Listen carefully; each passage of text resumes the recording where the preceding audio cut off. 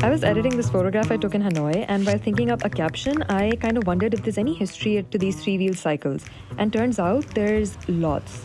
Today's Cyclo that I mostly saw in Hanoi's old quarter giving rides to tourists who look beat by Hanoi's heat and humidity is an evolved form of the rickshaw. The rickshaw was first invented in 1860s in Japan as the Japanese just lifted a ban on wheels, and a period of rapid technological development followed. The rickshaw spread to Singapore, China, and the rest of Southeast Asia. After the French had occupied Vietnam in 1884, they began remodeling Hanoi into a French colonial city with tree-lined boulevards and cobbled streets. A French envoy named Bonal, based on Hangai Street in Hanoi, imported rickshaws from Japan, anticipating their use after Hanoi's Parisian makeover. They became quite popular with the French as a means to get around town, but the pullers or coolies of these rickshaws were miserable.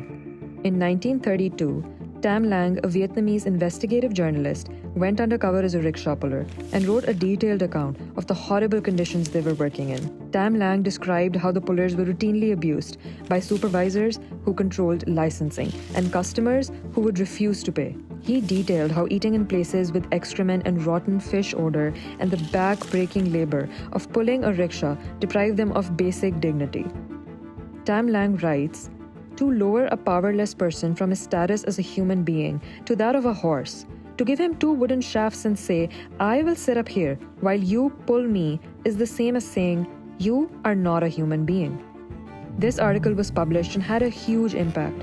The conversation around the mistreatment of rickshaw pullers continued in journalistic, municipal, and elite social circles, and by the 1930s, even the French authorities started finding the rickshaw inhumane.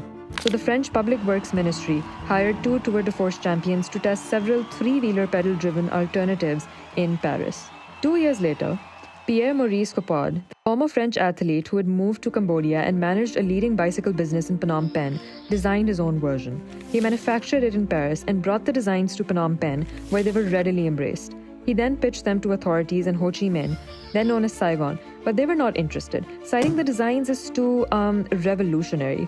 Pierre Coppard, like an astute businessman, devised a marketing campaign to sell them the Vélo Pouce, as it was called back then. He hired two cyclists, who on February 9th, 1936, set for Saigon for Phnom Penh on the Vélo Pouce.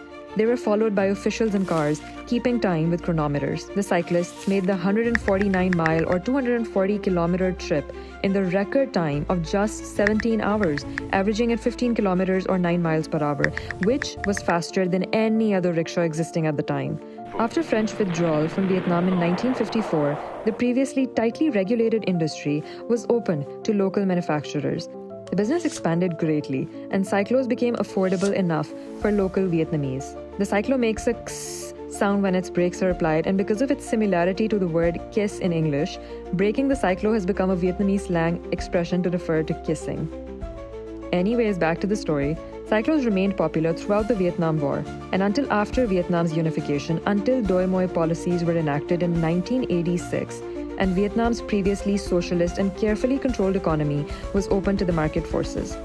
As the economy grew into the early 2000s, the motorbike finally entered the scene and started becoming more affordable, and with it, the cyclo became obsolete. By 2004, there were 14 million motor vehicles in Vietnam, as opposed to just 0.5 million in 1994.